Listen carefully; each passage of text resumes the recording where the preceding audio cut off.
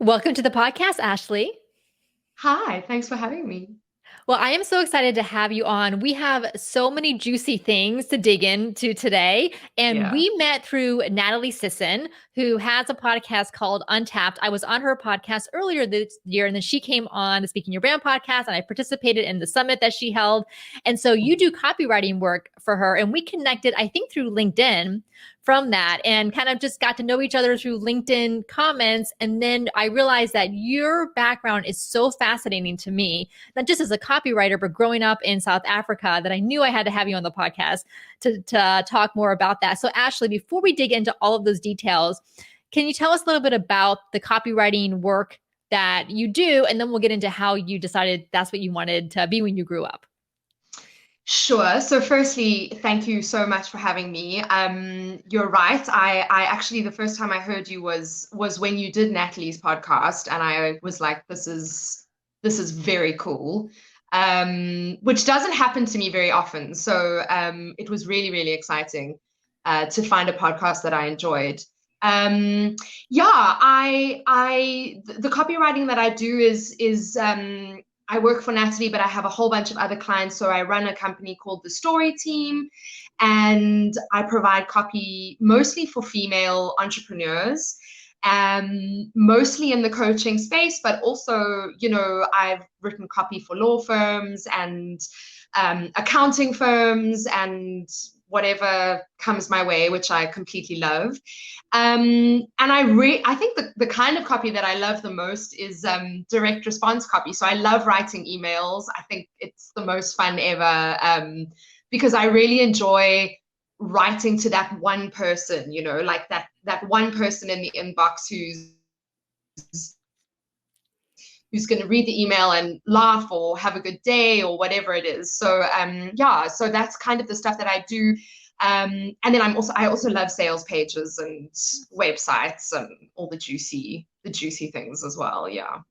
I have a feeling there are so many listeners right now who are like, number one, I wish I was like Ashleigh, that I loved writing emails and sales pages. And number two, how can I hire Ashleigh?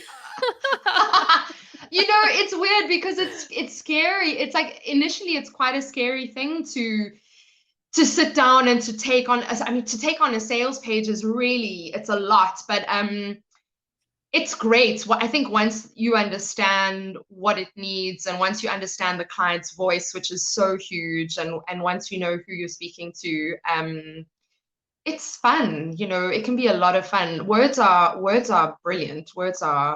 They're fun. I love them, and I love playing with them. So yeah, just do it. Just enjoy it. Just have fun. I think that's the main thing. I think when you're having fun with your writing, people feel that, and they respond.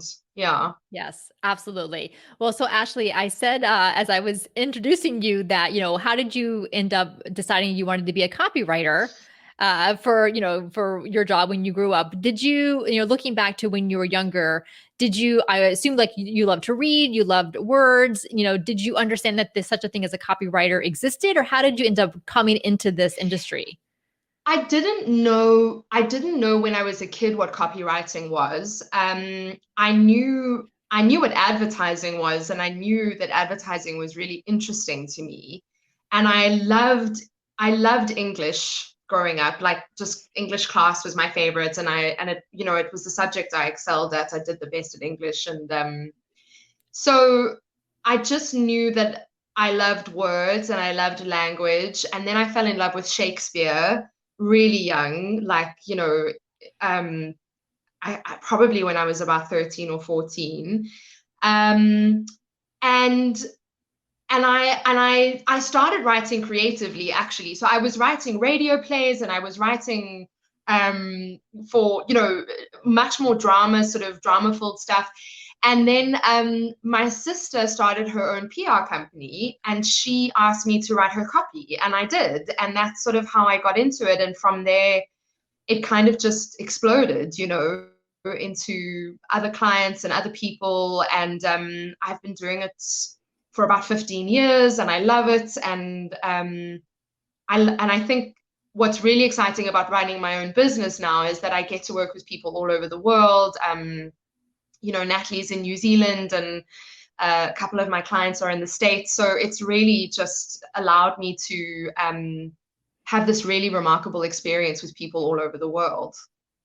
I love that, Ashleigh. And so, I have said in this podcast before and at our summit that, Hamilton the musical is one of my favorites because it's such just a creative art of genius. But I'm like, you know what? I want like the women's equivalent of Hamilton. And so perhaps I have found my writing partner. I never thought that. I saw Hamilton a few years ago, and I completely, those opening moments where you sort of realize what you're in for in terms of the language and the style of music. My whole body was electrified. And I've never thought of that actually, but you're totally right. We need a woman's version, like the great female speakers or liberators of, history. Come on, we should do it. I'm in. I'll do anything. Seriously. Okay, great. So I am not musical at all. And so I don't know if you are, Ashleigh. If not, we'll have to find a third person to help us with that. We'll find someone. Okay. Don't worry. There's plenty of people. All right, great. That's going to be our project. All right. So let's go back in time a little bit. And so you grew up in South Africa, and you said when you kind of wrote what we wanted to talk about today, you said that you grew up in the darkest days of apartheid during the 1980s when Nelson Mandela had been in jail for 20 years at that point. The country was on the verge of a civil war. So tell me about kind of like that experience growing up and, what did you think at the time, and how do you think that has impacted kind of what you care about now and even the work that you do now? It's an interesting question because I think when you're growing up, or certainly when I was growing up at that time, I don't think I really understood what was happening. So in the 80s, I wasn't even 10 years old yet. I was really young. And I think I was really lucky in the sense that I had incredibly liberal parents, and they were very they were very committed, I think, to teaching me and my sisters about what was happening in the country and why it was important. So one of my earliest memories is actually of Nelson Mandela coming out of jail. Like I think I was in my room. I don't know what I was doing. I was playing, and my mom came to me and she said, something is happening on television and you have to come and watch it. And I was 8, and I was like, what? Anyway, I did. I watched it and I remember it. I remember it clearly. And I think when you grow up in a country that is sort of that fractious and has that kind of history to it, you only really start to understand what that meant when you grow older and when you start to understand your privilege and your position in the country and your position in the social structures of the country you grew up in. But I certainly felt very strongly from a young age, about equal rights and about, treating people with respect and treating people equally. I was definitely brought up to believe in equality and, that apartheid was wrong and evil. And I think that stayed with me throughout my life. I believe that everyone is equal. I believe that, and I don't just believe in equality, I believe in equity, which is a whole other conversation and is quite complicated, and I think that in terms of my work, I really try and take on work and take on clients that are in that same space as me, in that same belief space, in that same ethics space. I think it's really important for me to do good work. And I think it's really important that even in copywriting, even in this industry, we are conscious of that stuff and we are aware of it and we are talking about it all the time. The world has changed. Hey, like they're aware of stuff. And I think that's, for me, it's really important that my clients are aware of that stuff as well. And that some of the work they're doing is having a positive impact in the world. That's really, really important to me. And I believe that you have the word feminist in your LinkedIn profile headline. I Yeah. remember seeing that. And, I've done episodes on this podcast about feminism and then when Black Lives Matter, when that kind of resurged last summer and talking about the work of anti-racism as white women in, the role that we can play in that. And so for you to put the word feminist in your LinkedIn profile headline, like, I love it. But there's so many people out there, entrepreneurs, and who would think that would kind of just bring about so much controversy, loss of clients, things like that. So how, like, obviously we're probably on the other side of that, but do you hear that from people, and what is your response to that? Of course. I mean, I've had a really, I haven't struggled with my feminism because I've never hidden it, but I've had to learn how to manage it, and I've had to learn how to, which battles are worth fighting and which are not, because it can make you sick, right? And eventually my husband just said to me the one day, like, you have to calm down because this is going to make you sick, and so I thought, okay, so how do I hold that part of myself, and put it out there, in a way that is respectful and in a way that is not going to make me ill. And I was like, I just say I'm a feminist. I put it in my LinkedIn bio. I think that will attract the kind of person that I want to work with. And if anyone is afraid of that or is worried about that, then that you're probably not my client. Do you know what I mean? Like, also, why are we so afraid of that word? If you believe in equal rights for women, you are a feminist. Exactly. Sorry for you. Welcome to the sisterhood. We embrace you. I mean, it's really as simple as that. So there's a lot of negative connotations around it, and I find that really interesting. But for me, that's what feminism is. It is the belief that women are equal, that women are equal to men. Right. It seems like a pretty simple concept that people should be able to agree with, and yet we see what happens to that. Totally. Yeah. So then, Ashleigh, I have a sense that, the childhood you had, growing up in a country like South Africa that had apartheid, people, including your parents, it sounds like, had to live their values. They had to act on their values, not just think about them, or not just kind of like hold them. Okay, like, I have these values, but I don't have to do anything with them. Do you kind of get a sense now as an adult that is like that thread where you seem to be like such an outspoken advocate for these different issues is because of that childhood upbringing that you had? I think so. I mean, I certainly remember specifically my mother just being really, not hardcore about that stuff, but certainly saying, this stuff is important.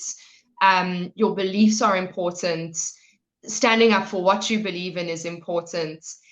And I, you know, I'm not perfect at it. Like, I think I've certainly seen things happen around me where I haven't spoken out or I haven't said anything, and then I feel really, really bad about myself, and I don't like feeling that way. So I definitely think that the country I was brought up in and the things that were going on around me have had a huge impact on who I am today and what I believe in.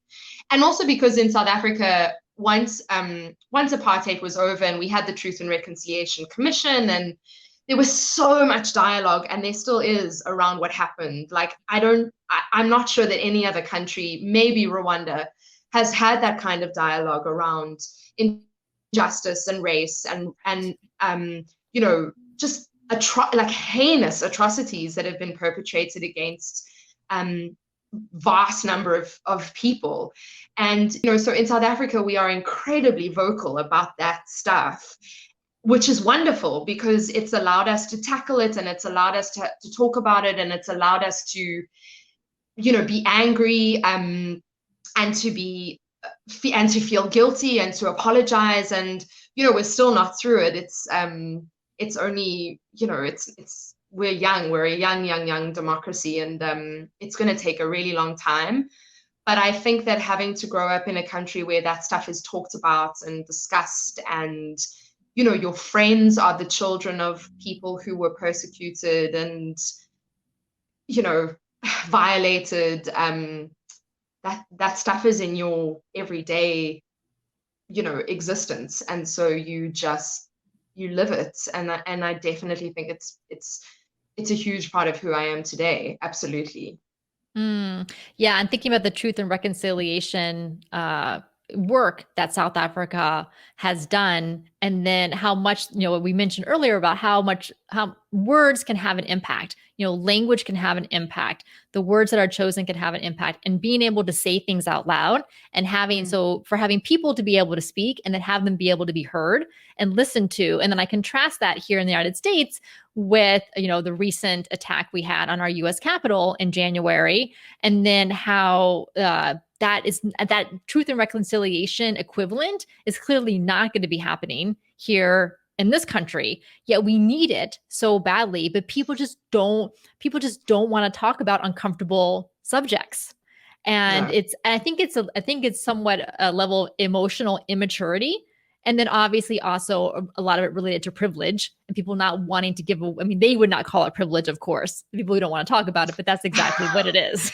Exactly. Yeah, exactly. I mean, the Truth and Reconciliation Commission was fascinating and it was incredibly healing as well, I think. And again, I speak as a white woman, not ever having experienced apartheid or the injustices that were perpetrated under that government. But I think it created a common history for our country. And I think it created, that testimony that was heard by victims, survivors, but also by perpetrators, allowed for a common history to be built. And no one, you can't look back and go, oh, but did it really happen? Or because there are so many people who spoke about it and spoke about the things that they did to other people. And it's a really powerful, words are incredibly powerful. And I think that there are some countries in the world that could learn a lot from it, from that kind of, it's like a purging, right? It's like a deep, it's therapy. And Yes. therapy is incredibly powerful. Yeah, absolutely. Yes. And not always easy, right? Oh, no. I mean, it's terrible. I've been in therapy, like it's hard. There's some stuff you don't want to talk about, but also like, I don't know. I mean, I think it's different for everyone. And I think every country is different. And I think it largely comes from the leadership, as well. So certainly in our country, because the ANC were voted into power and Nelson Mandela was president, and that happened, and it had to happen. And it wasn't a cure-all. It didn't fix everything, and the country's still incredibly broken. But it did go a long way to help people grieve and heal. Yeah. And such a great point, Ashleigh, you made about the language and the words providing a shared history. And I think about back, when I was studying history, that I think was Benedict Anderson was the academic, and he said that nation states get created out of a shared imagination, a shared history, because you're bringing groups of people together with artificial borders or artificial states and country lines and things like that, but you have to give them a shared imagination, a shared history in order to bond them together. And I just think about here in the US, I think that is what we are missing going forward, and what has caused so much of the polarization and fracturing that we've had over the past number of years is that we are completely diverging on this idea of shared imaginations. Yeah. It's really tough. And if I look back at my own schooling, where the history we were taught, particularly when I was really young, because once I got into high school, we were learning about apartheid and we were learning about the history of South African politics, which was great. But before that, when I was in primary school, we were learning the white man's history. And that's not a shared history. That's one side. And history is very complicated, I'm sure. And I'm sure you know this, because who is writing the history? Exactly. And when you start to really dig into that and delve into that, it gets quite nasty, hey, because there are so many stories that are not being told, and that's really dangerous.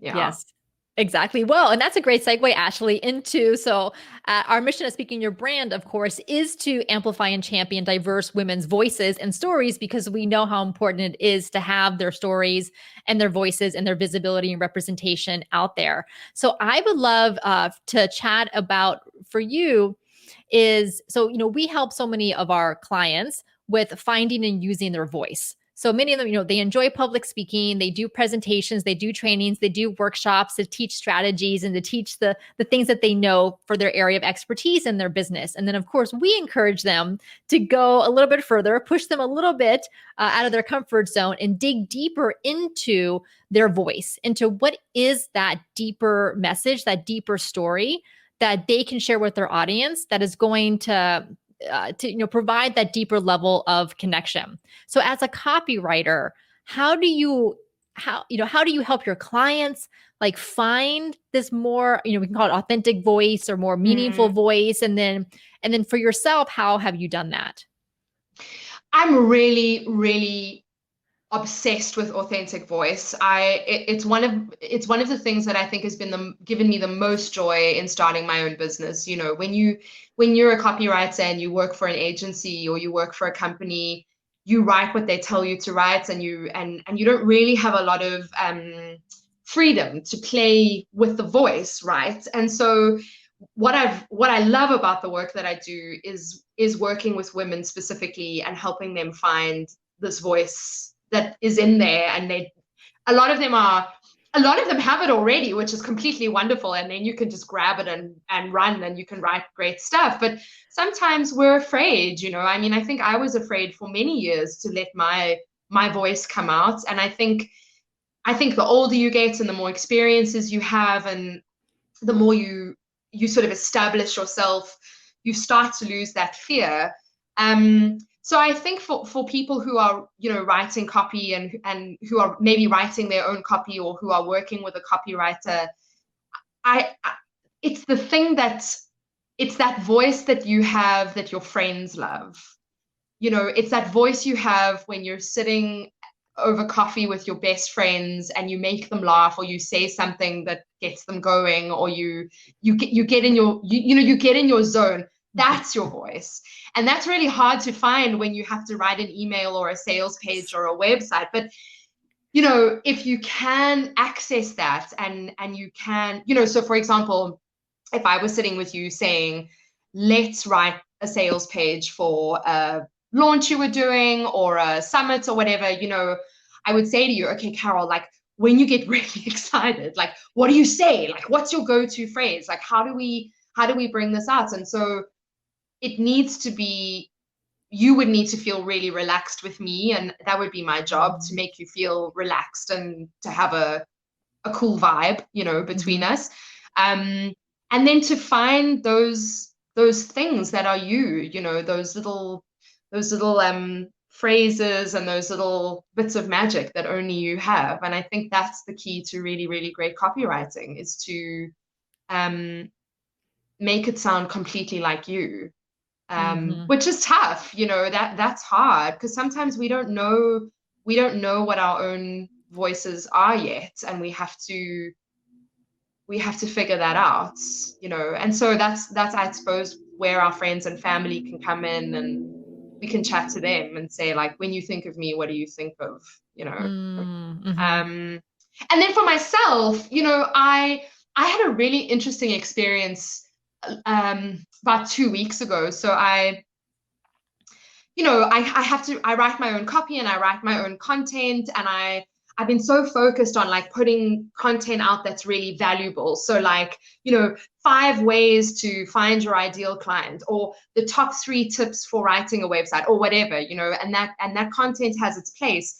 And I'd written a blog about money mindset, because I've had to work really hard on my money mindset. And the blog, I have a weekly blog, and it was due to go out on the Wednesday. And the night before it was due to go out, I had a really nasty experience on a train. And I came home and I wrote about it. Like I just sat down and I wrote, it wasn't very long, but it took me like 30 minutes to write, and I wrote it out, and that was the blog. And I slept on it, and I went to it the next morning, and I just tweaked it a little bit and made sure it was there were no errors or whatever, and I published it.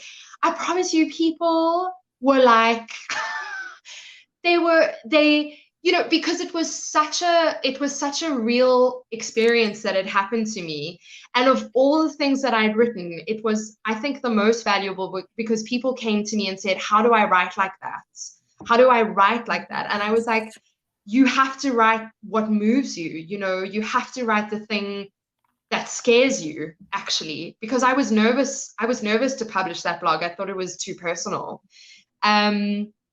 And it's been a really interesting experience, because then the following week I wrote another semi-personal one, and people liked that as well.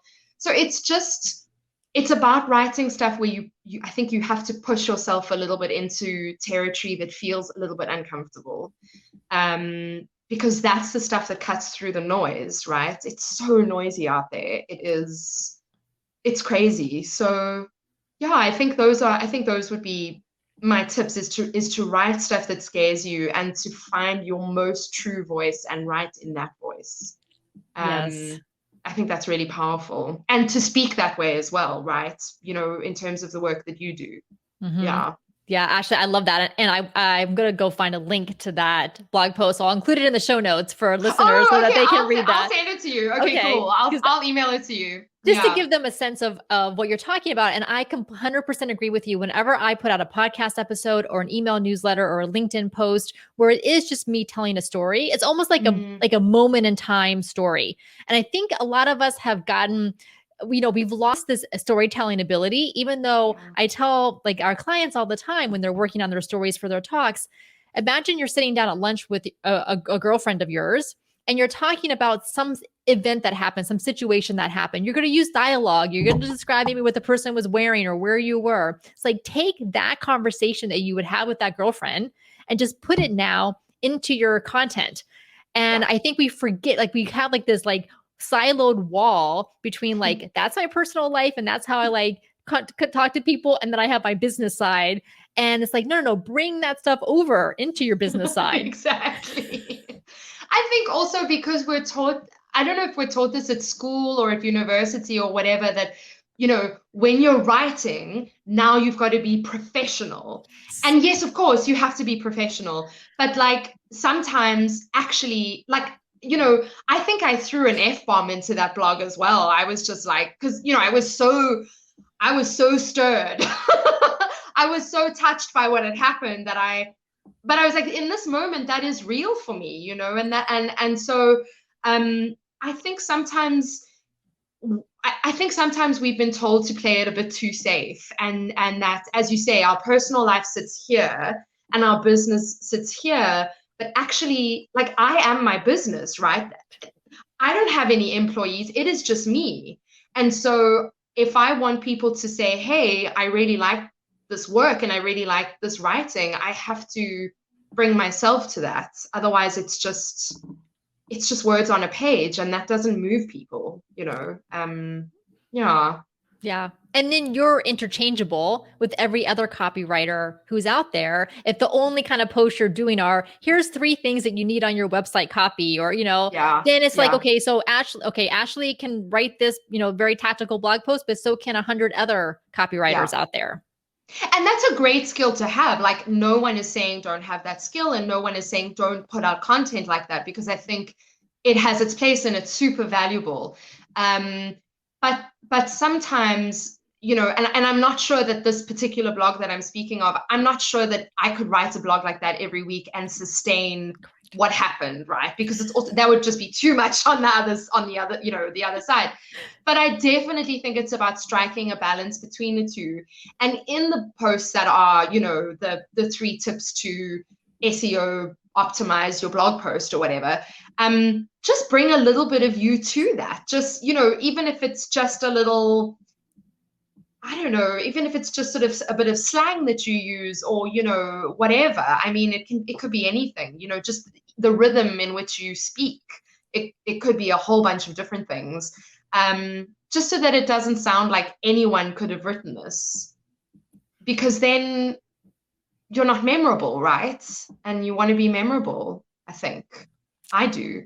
Oh, for sure. For sure. And also, so then, Yeah. right. So people are attracted to you, you know, they're attracted to your content, they're attracted to working with you, you know, as speakers and as thought leaders, you know, putting our own original content out there is so incredibly important to help differentiate ourselves. And I know, you know, from having done this podcast for almost 4.5 years now, weekly episodes plus the email newsletters that go along with it, my voice is so much sharper and more refined now than it was 4 years ago. But it's that weekly practice that has gotten me to this point. It's almost like having a writing practice or whatever it is, because if it's only in your head and it only comes out once every 6 months, you're probably not going to be able to refine your voice as much as if you do something consistently.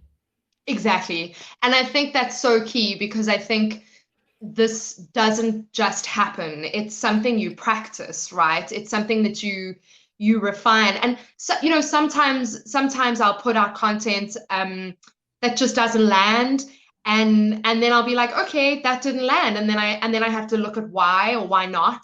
And that's a great lesson as well, you know, because sometimes you think something's good. Like I wrote a blog about why, because I've just started hot yoga, which I'm completely in love with. And I was like, I'm going to write a blog about why content creation is like hot yoga. And I put together this really, I thought it was so smart. Like, people, no one read it. You just never know. Like, no one was interested. I was like, oh, okay, well, maybe hot yoga is not that exciting, you know?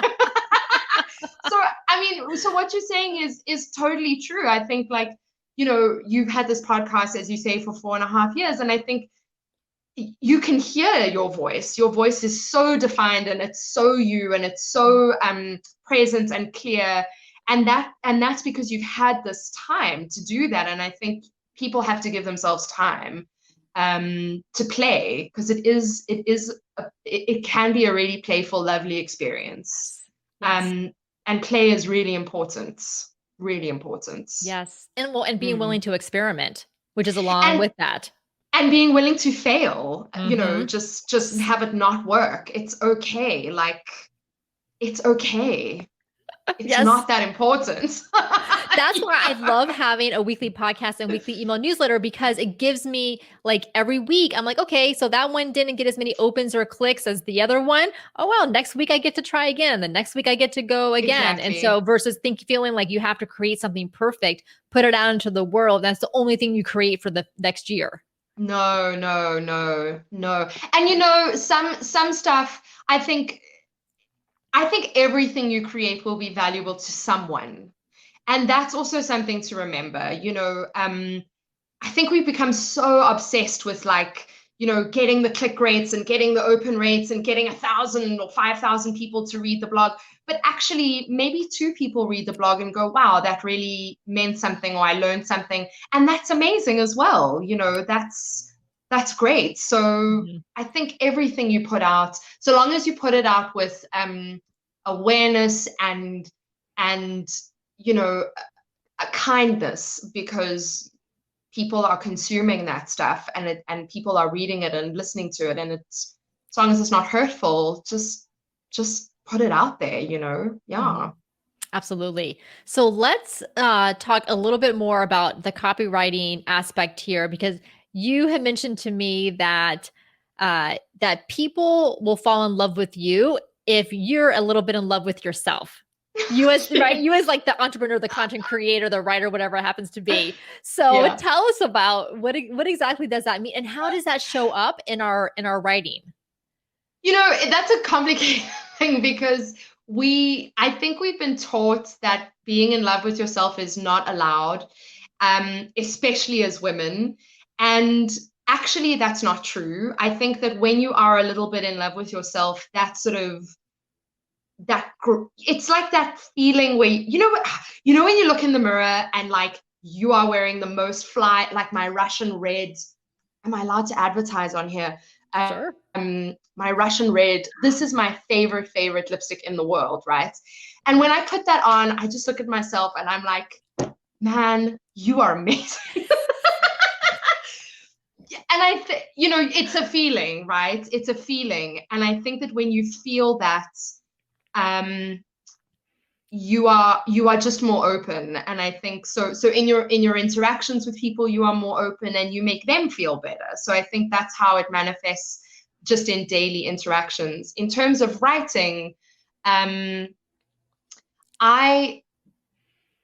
think that when you write from your heart and you write from a place that feels really good, that is the writing that has the most effect on people. And sometimes it can be funny. So like, you know, I think my website's a little bit outrageous, and I don't know, I say my business partner is my dog, like I'm the story team, and it's me and my dog, you know, we're the story team. And you know, she's featured there on my website. She's a huge part of my business, you know. I think that people go, oh, that's either they go, oh, I don't like that, and that's fine, or they go, oh, that's pretty cool, I want to hear more and I want to see more. And I think it's just that feeling of being a little bit in love with yourself is just knowing where you sit and knowing what you believe in, where you sit in the world, and taking that space and just owning it. And it's a really hard concept to explain in words because it's a feeling, but we've all felt it. We've all felt it.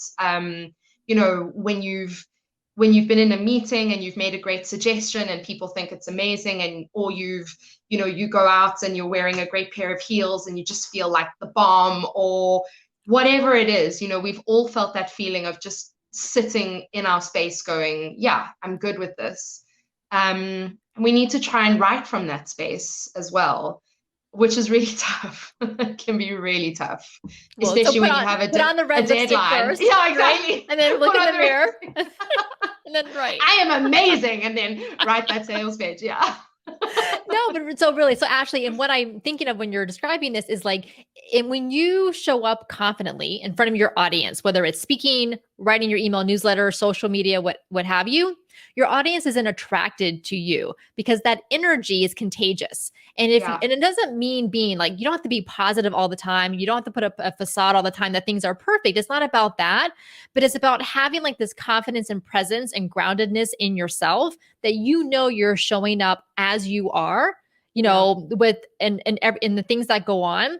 And if you do that, I think about the entrepreneurs that I follow, and when you're right, they love themselves, not in like a narcissistic way where like, it's not about them being better or thinking that they're superior to others. It's that they have this confidence in themselves, who they are, the work that they do, the mission that they have in their business. And when you see that come out on their content, you naturally want to follow them, and then you're inspired by them.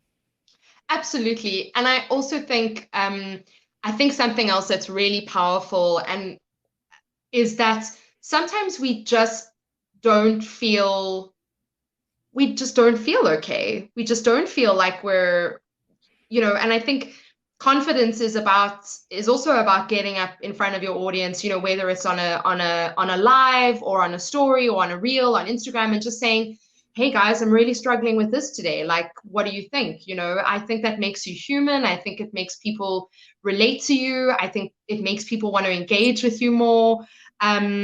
So confidence for me isn't about like, I am amazing and I can do anything. You know, it is about those moments as well of going, I think I messed up, or I feel scared, or I don't know what I'm doing, or whatever, you know, whatever it is. I think it's just about being authentic in that moment. I think that's what confidence means to me. Yeah. And you know, I also follow entrepreneurs on Instagram, and I do sometimes think, oh, I wish I had it together like they do, you know.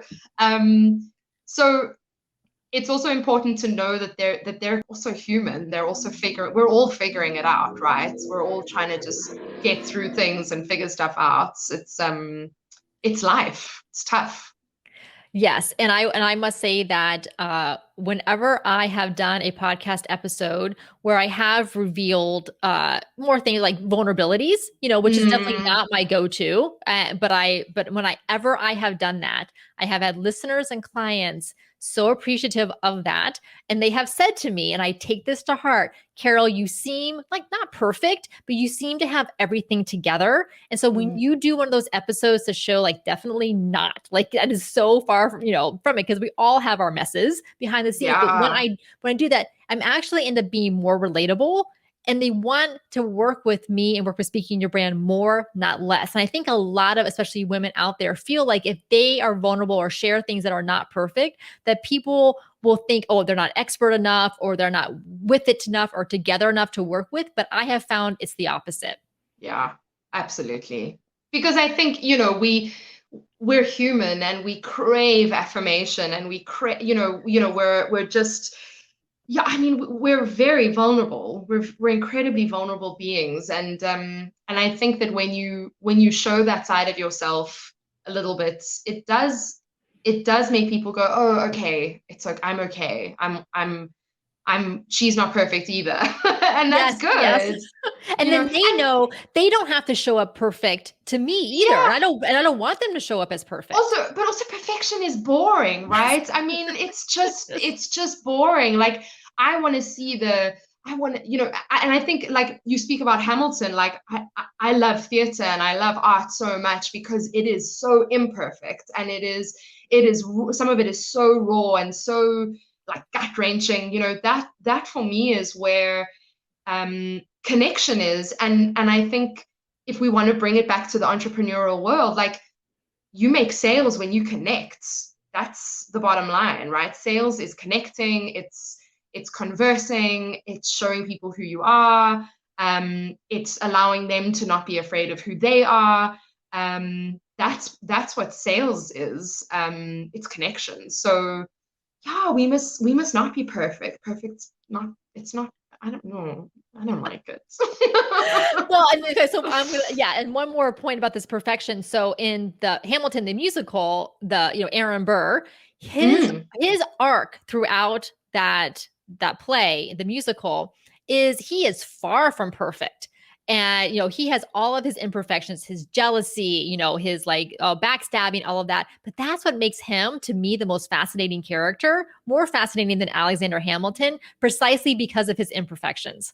Yeah, it's like the witch in the fairy tales, right? We vilify these women, but it's just because they're complicated and they're a little bit dark. They are the best. I mean, they are the ultimate. We all love the villain. We all love the complicated character, because we see our own vulnerability in them, and our own missteps and the mistakes we make, and that's real life. That's real life. Yeah. Absolutely. Oh, Ashleigh, what an incredible conversation. Thank you so much for being willing to dig into these topics with me. Where can listeners find you, your website, and where's your favorite place to hang out online? So my website is thestoryteam.org, www.thestoryteam.org. I'm on LinkedIn, so you can find me Ashleigh Rennie on LinkedIn, and then I'm mostly on Instagram, I would say. So my Instagram handle is at the Story Team LDN for London. Fantastic. Well, I will make sure to include those links in the show notes so that everyone can grab them there and connect with you. Ashleigh, thank you so much for coming on the Speaking Your Brand podcast. Thank you so much for having me. It was wonderful.